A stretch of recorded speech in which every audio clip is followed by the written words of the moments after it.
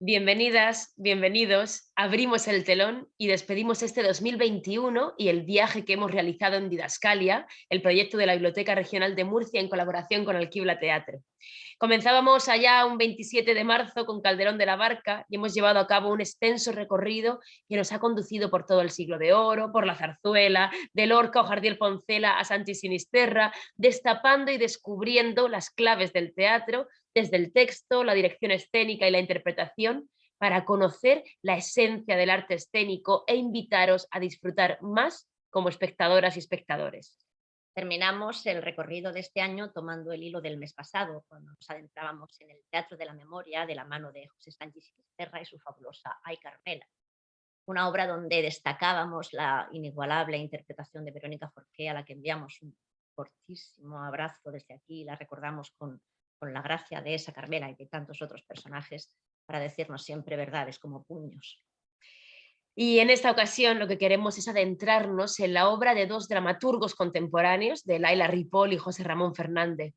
Son dos voces destacadísimas, esenciales en nuestro tiempo, que vemos actual y continuamente sobre los escenarios y que en varias de sus obras se han adentrado con determinación en un trabajo por desvelar desde la escena las violencias olvidadas, los niños perdidos y maltratados durante el franquismo, las desdichas de la guerra civil o los españoles exiliados que acabaron en los campos de concentración nazis.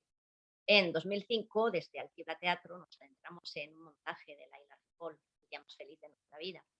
Se trataba de una obra breve que estaba escrita dentro de un proyecto colaborativo de varios dramaturgos. El proyecto consistía en que perdón, cada uno de ellos tenía que escribir una obrita corta a partir de la noticia que apareciese en el periódico del día de su nacimiento.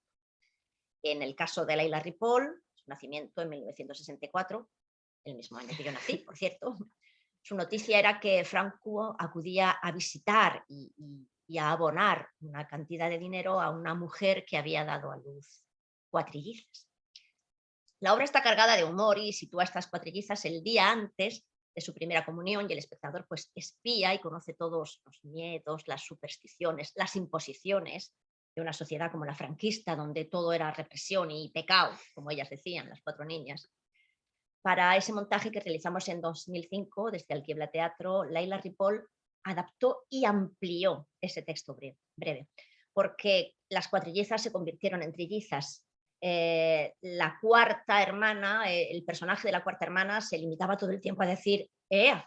La verdad es que era muy gracioso, dentro del conjunto de las cuatro era muy simpático, muy gracioso, pero evidentemente a nivel de producción, pues era un personaje que no nos resultaba necesario, entonces se eliminó. Y además ella aportó una segunda parte en el que estas tres hermanas, ahora ya pasaban a los años 80, en la víspera del casamiento de dos de ellas, y de nuevo lo mismo, se volvían a mostrar los miedos de una sociedad de la movida, las diferencias entre el pueblo y la ciudad, y en definitiva el terror y la represión que estaban asentados en unos personajes que no lograban escapar de las cadenas conservadoras y religiosas.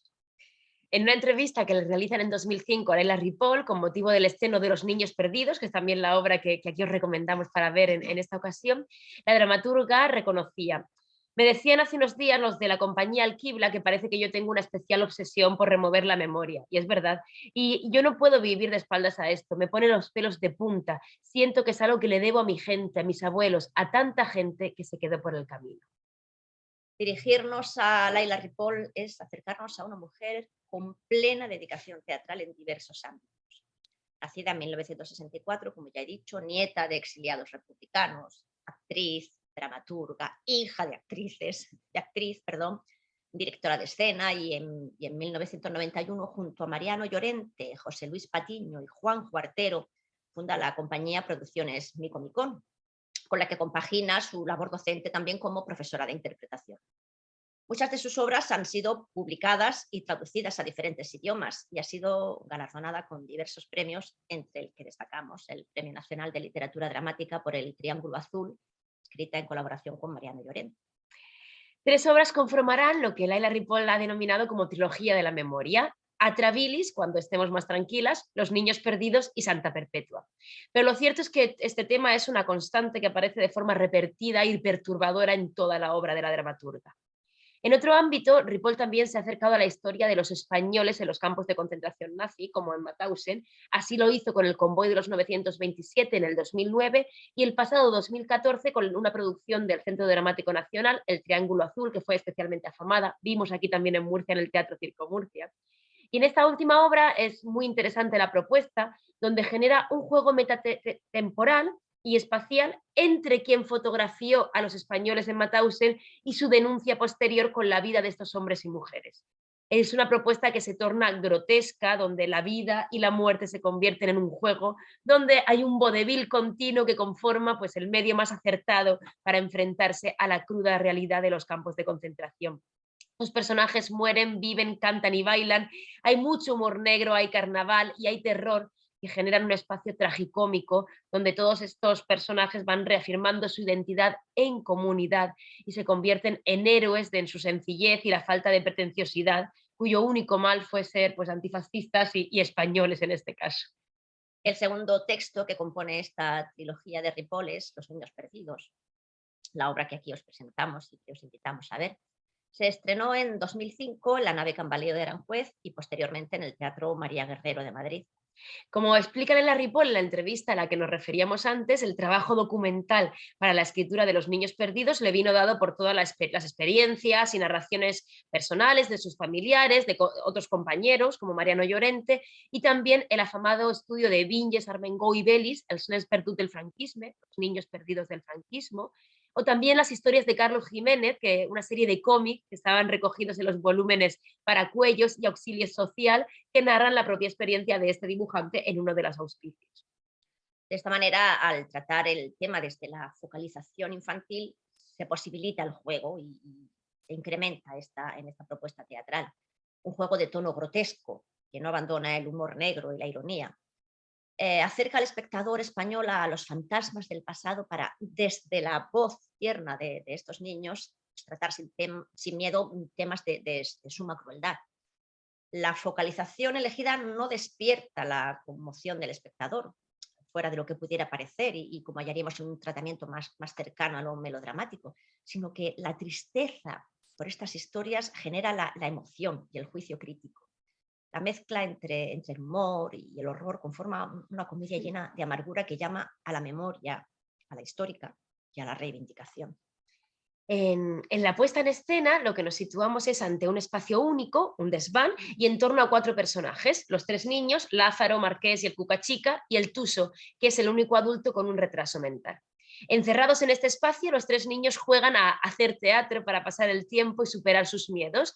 Juegan para expresarse con la experiencia teatral todo aquello que no quieren aceptar de sus vidas, lo que temen, lo que desean testimoniar. Así que el juego es una forma de liberarse, de hacerse libres. Será Tuso, por ser el más grande, quien represente el papel represivo de la Sor, la monja a la que nos temen estos pequeños.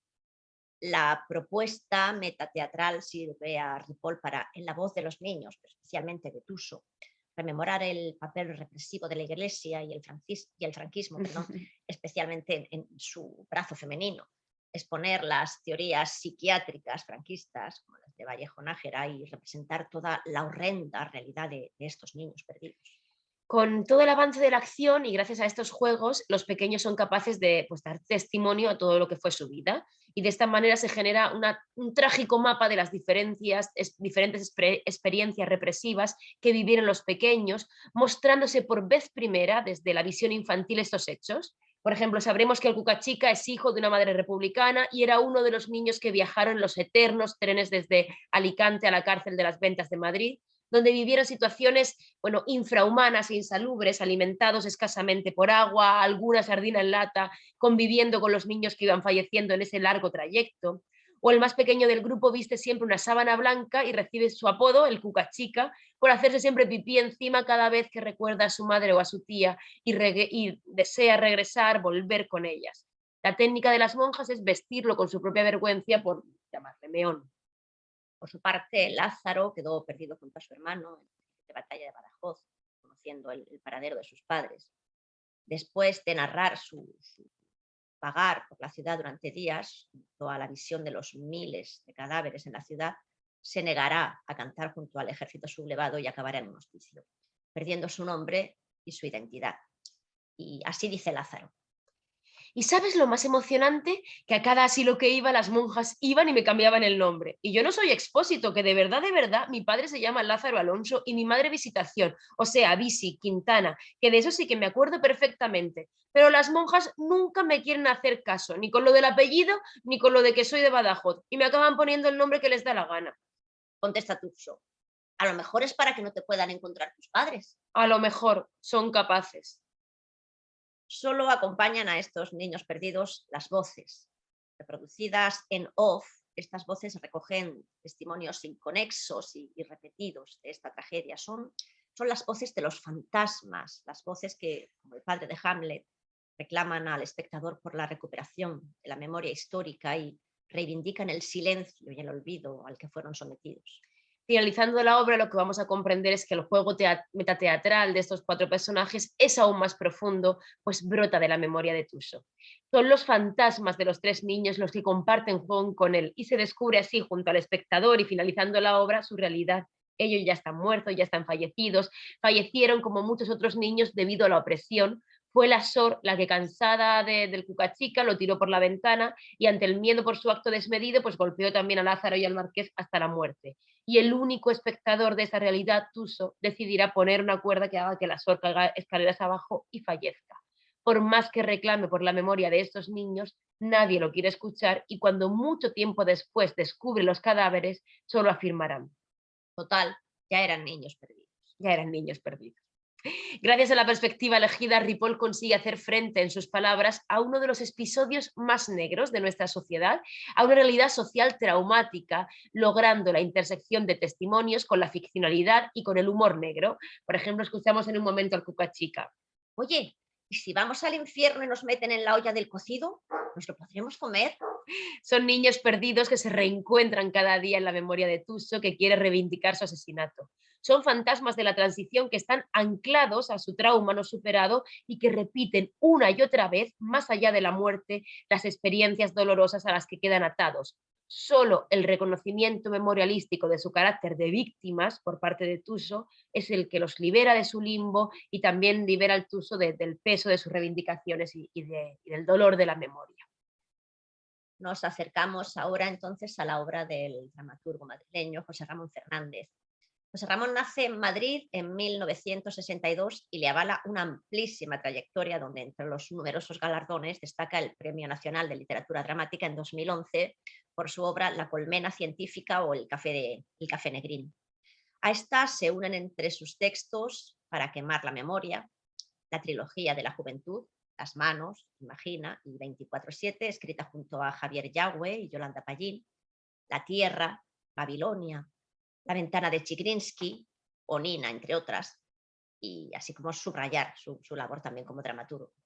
En su obra, José Ramón Fernández ahonda en la reflexión crítica de la sociedad, lo que le conduce continuamente a temáticas, y citamos de Serrano Basauli, temáticas como la marginalidad, la soledad, la inmigración, la importancia del pasado histórico para entender el presente, así como una constante preocupación por la juventud. La voz de José Ramón Fernández se une a la de una serie de dramaturgos contemporáneos, donde ha tenido lugar una eclosión de lo memorialístico.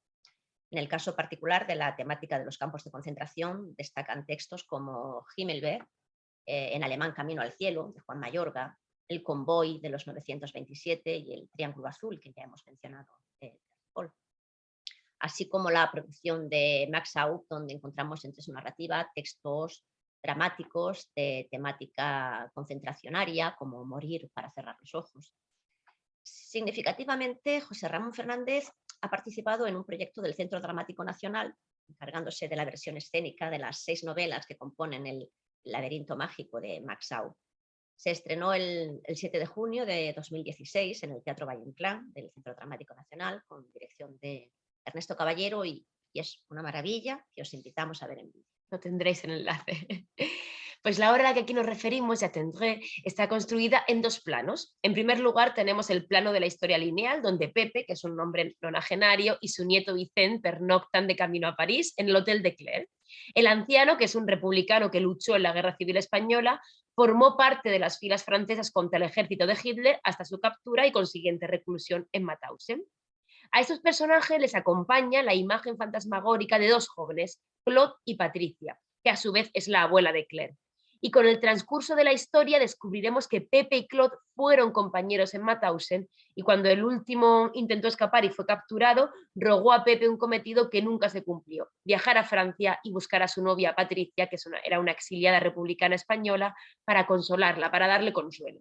El remordimiento por el favor que nunca cumplió Pepe, la culpa, la vergüenza por haber sobrevivido al horror, lo van angustiando cada noche y es ahora ya anciano cuando purga su desasosiego vital al contarle a la nieta de Claude, a Claire, toda la verdad y por lo menos reconocerle a ella y conseguir homenajear así a los muertos y reconstruir el pasado traumático y al final pues su propia historia. Dentro de este plano, que denominamos como A, encontramos a su vez 3 subplanos. El ya narrado de Pepe, anciano, camino de París con su nieto, el de los fantasmas jóvenes de Claude y Patricia vagando por la estancia, atrapados en su historia de amor inconclusa, suspendida por la guerra, y por último las escenas en flashback de Pepe y Claude en Mauthausen. En la narración de esta historia, Pepe también intenta reconstruir su propio pasado e interroga por primera vez a su nieto sobre lo que conoce de la Segunda Guerra Mundial y de su pasado. Y realmente el espectador comparte la mirada de Vicente, el nieto, el de la generación de los nietos o bisnietos incluso, que son los portadores de una nueva perspectiva y que tienen las fuerzas renovadas para el encuentro con el pasado y con la memoria. De esta forma, la obra de Fernández se inscribe en lo que la investigadora Elizabeth Helling denomina como una nueva línea de pensamiento donde el énfasis está puesto en la dimensión pedagógica de la memoria, es decir, en enseñar desde el recuerdo y poder asumir de alguna forma el horror. Por ello, Pepe reconoce en el texto en un momento: Era nuestra obligación hablar para que no se olvidaran de los muertos, pero yo no he podido, no puedo. Voy a abrir la boca y pienso, ¿para qué? Son cosas que parecen mentira, son cosas que la gente no quiere oír.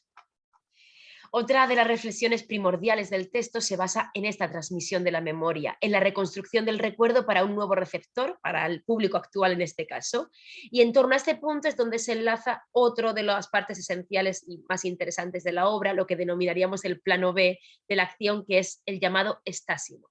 Estásimo es un momento de la tragedia griega clásica en el cual se intercala en la acción un coro que va comentando y analizando la situación que se está viviendo. Y en este caso, el coro lo compone un único personaje, pero que a la vez es uno y todos. Es un personaje, pero es polifónico. Es el yo, pero su aparición se entremezcla continuamente con la trama presentada y van hablando desde diversas voces. Y ambos planos lo que hacen es remitir al discurso de lo inefable, a la difícil transmisión y rememoración de la tragedia vivida en los campos de concentración. El estásimo así se convierte en una parte de grandísimo interés para la comprensión del propio proceso creativo del autor, para situar al dramaturgo dentro de las corrientes del teatro de la memoria y de esta temática y conocer así pues todas las lecturas que él realizó. Max Au, Primo Levi, Antelme, Jorge Semprún, las investigaciones históricas, por ejemplo las de Alfonso Maeso, Mariano Constante, Prisciliano García, los dramaturgos que han ido trabajando con propuestas sobre el horror similares, Angélica Lidl, Tadeusz Kantor, José Luis Alonso de Santos, la propia Laila Ripoll, y a su vez el yo también lo que remite es a la propia experiencia personal del autor en un juego que fusiona al personaje coral y la imagen del dramaturgo que con esta obra está rememorando a su tío Miguel Barberán, que fue un exiliado capturado en los campos de concentración nazis. A través de este yo lo que hace es realizar un manifiesto a la escritura de su obra y a la literatura de la memoria, cuando, por ejemplo, lo escuchamos afirmar: Una historia que no interesa a nadie, que no es lo que la gente quiere oír, pero sabes que si hay algo que vale la pena que escribas, es esta historia. En referencia al título, J'attendrai, en francés significa esperaré. pues nos recuerda un tema de Dino Oliveri de 1937. Sí que fue muy popularizado en 38 por Rina Ketty, entre los enamorados separados por la batalla en la Segunda Guerra Mundial. Esa es la parte bonita, pero sin embargo también esta bella referencia se torna trágica en la obra, porque José Ramón Fernández la recupera de una de las historias narradas en el documental Mauthausen, El deber de recordar, como al judío polaco Hans Bonarewicz, que fue capturado tras intentar escapar, lo transportaron en una carretilla mientras sonaba de fondo esta canción, y como narra el yo en la obra: le impresionó la crueldad de hacer oír a todos esa canción de amor y de esperanza para decirles, eso no pasará jamás. Desde entonces, los amigos conocen el título de esta obra que no sabías escribir.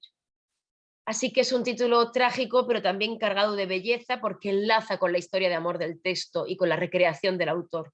Un dramaturgo que es consciente de que aún duermen muchas historias acalladas por la vergüenza, por el miedo, por la culpa y que esperan ser rescatadas como él hace. Y así os hemos presentado dos propuestas donde la crudeza de la temática no elude la belleza escénica, el humor, la ternura, el abrazo. Que la disfrutéis.